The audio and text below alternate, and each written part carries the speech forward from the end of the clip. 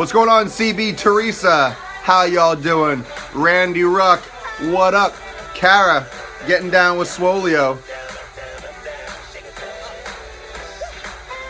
The sun is shining, the birds are chirping, the bacon is sizzling. Welcome to the Daily Swole.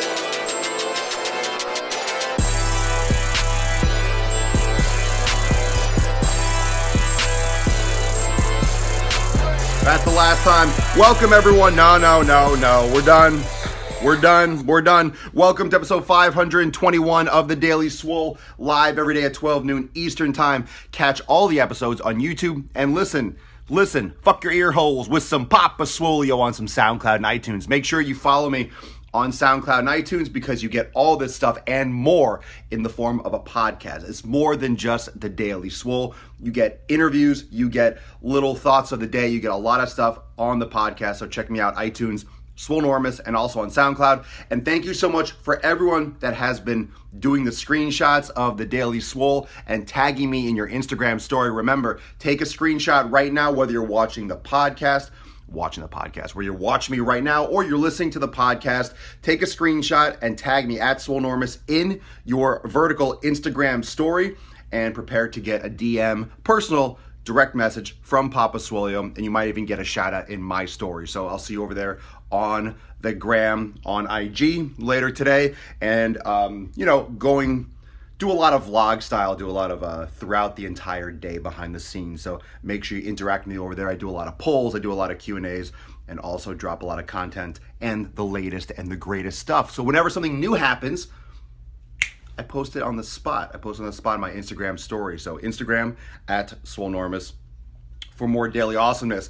Today is episode 521. We are here. It's Monday, so a little flex for Monday. Everyone float some hearts, float some thumbs. Come on, Stefano, Megan, what up? What the fuck is up? Don't just watch the show.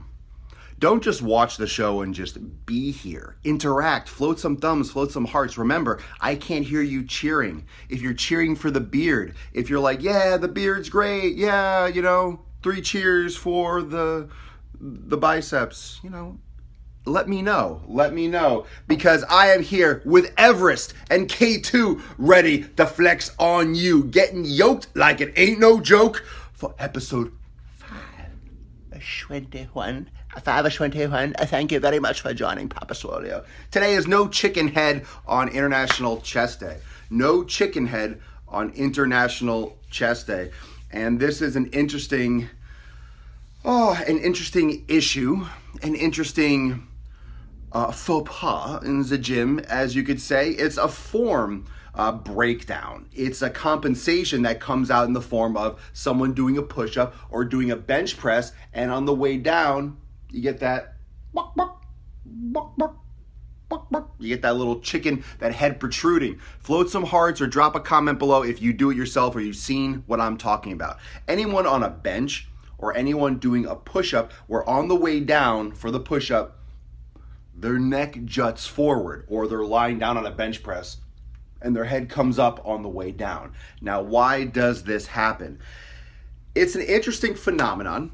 It's just another piece of information that reiterates that everything in the body is connected. Everything in the body is connected. The arms, to the clavicle, to the neck, to the head, it's all connected. Everything here is connected. And this is why when we discuss core balance and we discuss the proper length and tension ratio and what's going on in the hips, why it also applies to the upper body, why it also applies to the shoulder and to the neck. The glutes are the most important area of the body. I'm going to say it right now because it helps balance out the hips. So if you have an imbalance with the hips, you have an imbalance with the glutes, and that stability in that region, it can affect the knees, it can affect the lower back, which keeps on translating up the chain.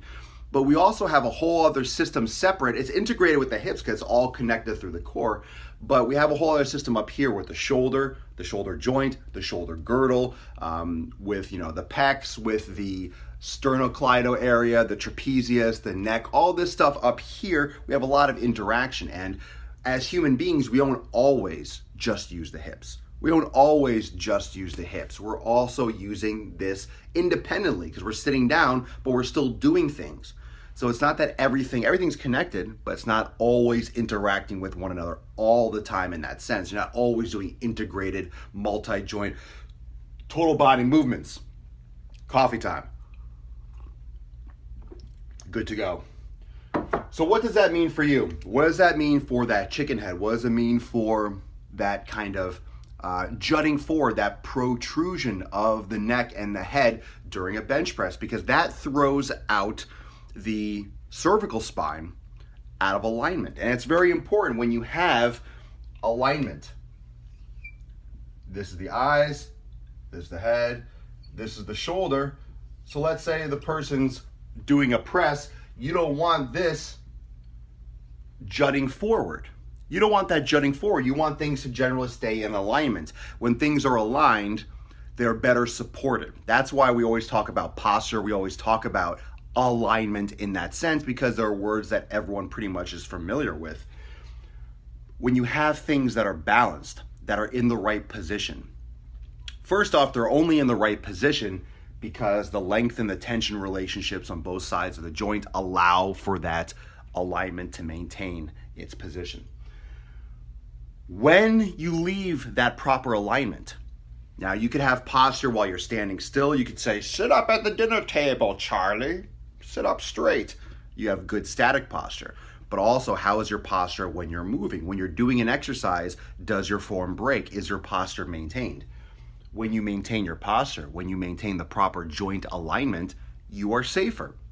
You are inherently safer because you have everything organized the way the body is supposed to. Plus, when you're adding load, when there might be, let's say you're holding weights.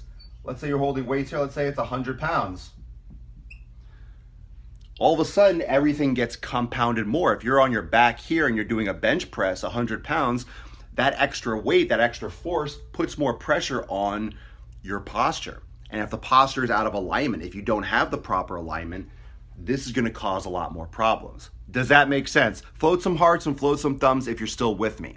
So you have things like proper posture where your body is aligned, where the joints are aiming in the right direction, when the muscles have the right tension, and you are in a safer position, you're in a more natural position. When you add external force, keep floating some thumbs and some hearts if you understand. Drop some comments if you follow. Follow me in the comments. I want everyone to be on the same page. When you start adding weight, you start getting more risk because you're adding pressure. And under pressure, those little imbalances, if they exist, they're going to be compounded and they're going to be exemplified. They're going to be, I don't want to say exaggerated, but they're going to be compounded in the sense that external force is going to expose improper alignment. Okay, we're all following. Right. Now, there's a lot of different length and tension relationships here in the front, here in the back, up here with the neck. There's a lot of stuff going on both sides of the joint. So there's a lot of balance with the muscles in the front and back of the neck, and also the front and back of the shoulder. You have the pectoralis area. You also have the sternocleidomastoid. You have muscles that go from the clavicle and the sternum that attach onto the back of your head. And these are muscles that are responsible largely when they're tight because we get very stiff. It comes back to the stiffness from driving. It comes back from the stiffness from being here locked all the time, from being on our phones, from being on the computer, from eating, from hunching over and doing the same old thing. So this whole area is really locked up. We think it's not, but it's very, very locked up. Our neck and our upper shoulders are very locked up because we're always in one position. The computer isn't moving. The computer's not moving around like, whoa, I'm typing. This computer is intense. No, it's right here. When you're driving, it's like, whoa, this car is amazing. Now it's behind my head. No, it's always right here. You're always doing the same fucking thing. So you're locking this area up a lot. Just like your hips get locked when you sit. Does that make sense? When you sit, your hips get locked. When you're at a car and the computer and your upper body gets locked, your body wants to form to what you do commonly. If you're in a position regularly, your body is going to become more efficient at that position. It's going to adapt. Your body will not keep flexibility that you're not using. That's why stretching and yoga and things of that nature need to be done regularly, because if not, your body will get rid of it. Your body's not going to maintain flexibility and mobility if it's not using it. Okay? So the hips will get bored and stiff when you're sitting down a lot, and your upper body gets bored and stiff when you're just in the same position. So you're in the same position a lot, problem is coming. And it comes in the sense of possibly that chicken head effect when you're doing a push-up or you're doing a bench. And I see a lot of women doing that from their knees when they're doing a push-up, and they slouch and their head's jutting down. And I see a lot of guys doing it for the push-ups, a lot of guys and girls doing it, their head comes up when they're on like a chest press machine, when they're on a bench press, dumbbells, doesn't matter what it is, when you do this motion. And the reason is because of the pivot effect of the clavicle, okay? I don't even think I can actually draw this. I think it's going to be, actually, you know what? Let's try it. I'm going to try to draw it. I'm going to try to draw some kind of thing, okay, here? Let's talk about this. So you have the person's head, right? So let's just look at the eyes, okay? This is going to be the greatest stick figure. You ready? Like and share this part, because I am going to draw like clavicle, sternocleidomastoid, like drawings on a stick figure. It's happening. You know what? I just got inspired. You inspired me. I got some shitty colors. This is gonna be like pink. This is gonna be weird. Yeah, look at it. Hey-oh, look at this creep, okay?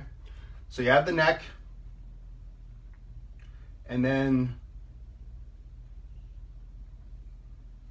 we'll draw like, you got the neck and shoulders. What happens here, you have a clavicle bone. I'm going to draw that, okay? You have the clavicle. I'm just going to draw that. And you also have, that's your sternum, all right? That's your chest bone, okay? Obviously, this is going to be really strange looking, okay? But stay with me. So you have the sternum here. And that's the breastbone, that's right here. Everyone you can hit. Ladies, everyone, no one's got nipples in the center, you can touch it, okay? Right here, vertical bone, okay? This is very rudimentary. I think it's, are we good? Did we reconnect? Sorry, something happened with the internet. Okay, we got that? Everyone's here? Float some hearts to make sure we're still here. There was a little bit of a hiccup with the connection. It happens sometimes. Float some hearts, can you still hear me? I wanna make sure I'm not talking to myself. It looks like we're live, we're good. We're good? I don't think Facebook can handle my class. I don't think so either. Let's just be honest. Okay, we're good. We're good. Pixeled. All right. Well, that's not me. That's Facebook. We're back though. That's Facebook's. If it's pixelation, that's on Facebook. We're good. Broadcast breaking up. All right. Cool. So if you need to sign out, some back in. Good. I'm going. Sternum, and then you have up here. You have a clavicle. So this is when you say you broke your collarbone. Clavicle is the collarbone. Okay? Clavicle is the collarbone. What's going on is you have a muscle that goes from here. It attaches to the clavicle and the sternum. It goes from both of these bones and goes up here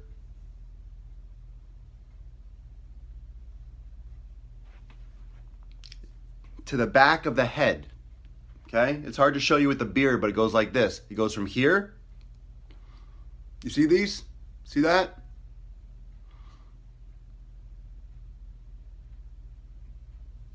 It goes like this. You see this big band?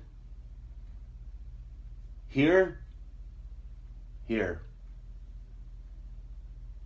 Okay? Goes like this. So it goes to the back. Okay? Now what happens is when you're doing a pressing movement, you ready for this? When you're doing a pressing movement, I'm not going to go bird's eye view or anything like that. You're going to have to stay with me. When you're doing a pressing movement, okay, stay with me carefully. When your arms go back and there's a load, when you're doing a push-up or you're holding a bar, it goes like this. This clavicle pivots. So if I'm going like this, pulling back and you're tight, your clavicle does anyway, your clavicle is going to pull forward. So this inside part is going to pivot. It's going to pivot a little bit. It's going to pivot and go with your arm a little bit.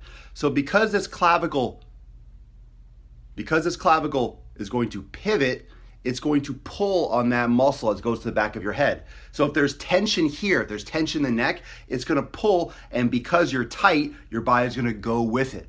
And it's going to bring the head closer to the clavicle and the sternum to reduce tension on this muscle.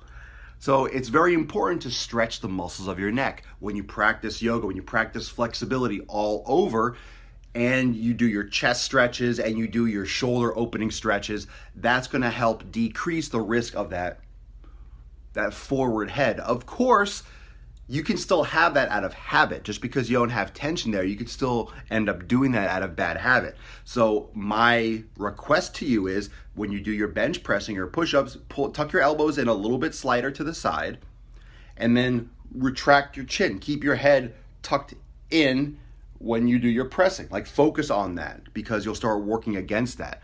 But also make sure you stretch out these muscles. So a great way to stretch this is to turn your head to the side, push your chin to the front, and just pull down on that clavicle. Okay? You can take your arm and drop it out to the side, palm facing to the front, and I'll demonstrate some of these stretches in future videos. But turn your head to the side, drop your head kind of back, and just push down gently on your clavicle. So head to the side, push the chin forward, tilt the head back, arm is palm facing forward out to the side, pull your shoulder back and down, and then just pull down. And that's a great way to at least mobilize. And when you push down a little bit, you're gonna feel it all open up here. But this is great for things like yoga, when you're doing your head back positions, all these things. Gentle neck stretching is super important. And you see everyone in the gym going there, trying to do shrugs, and they're just jacking up this whole fucking area. Most people wanna look like a turtle. Like, I have traps. I don't need traps to be coming out of my fucking head. You don't need traps to look huge. Everyone's trying to look like a fucking turtle. And everyone's going there and just activating and exacerbating these muscles that are already tight from tension. We need to create more balance. It will open up more musculature in your upper neck in that trap area if you balance out with your middle and lower trapezius. So it's classic imbalance problems. And that's why you're gonna get that chicken head effect, because of muscles like that in your neck that attach onto these pivoting bones. Okay, this is legit stuff. These are the things that you're not going to find out just by Googling and figuring out, oh, hey, how do I do a bench press? It'll tell you, lower down to your chest and press upwards. But what muscles are you activating to create more balance? That's just the tip of the iceberg. Do I recommend working out your neck muscles too? Sure, you can do that. I'm not going to get into that or any kind of detail. You could do shrugs, you could do deadlifts, you'll get a lot of isometric, you'll get enough. I recommend doing more mobility than strengthening for the neck. I mean, I don't think I see so many videos online of people strapping things to their head and doing, exercises. You don't have to do all that. You don't have to. Mobility is more important than strength. Mobility does build strength where it's necessary, because mobility training does build functional strength and movement strength. So for the neck region, it's more important that you have that range of motion, that you have that ability to turn. You're less likely to cause an injury. So don't sacrifice doing all those exercises to be a stiff neck person, because it's going to translate all the way down. Okay. In terms of like isolated neck exercises, you can, if you have time, if you want to, but doing yoga and doing mobility is going to be more important, in my opinion, for just overall health. Not many people want to have, a huge neck, but if you want to build muscles in your neck, then you have to build muscles in your neck, and you got to do all those exercises. But most people online on YouTube and stuff like that, they're just goons that, that have people following them that just want to get big, I want to get huge. But that's going to get old real quick when they're not flexible and they look like mongoloids that can't bend over and touch their toes.